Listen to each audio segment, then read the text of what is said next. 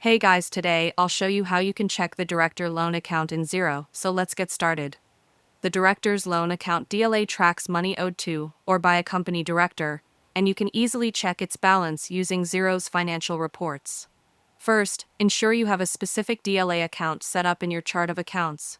This account is typically categorized as either an equity or current liability.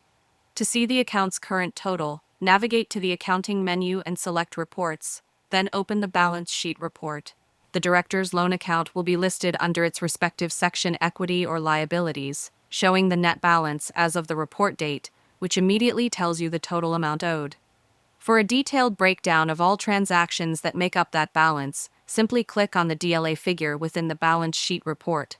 This action drills down to the source transactions, allowing you to review all the individual debits and credits posted to that account. And that's it. If you found this video helpful, consider giving it a like and subscribe.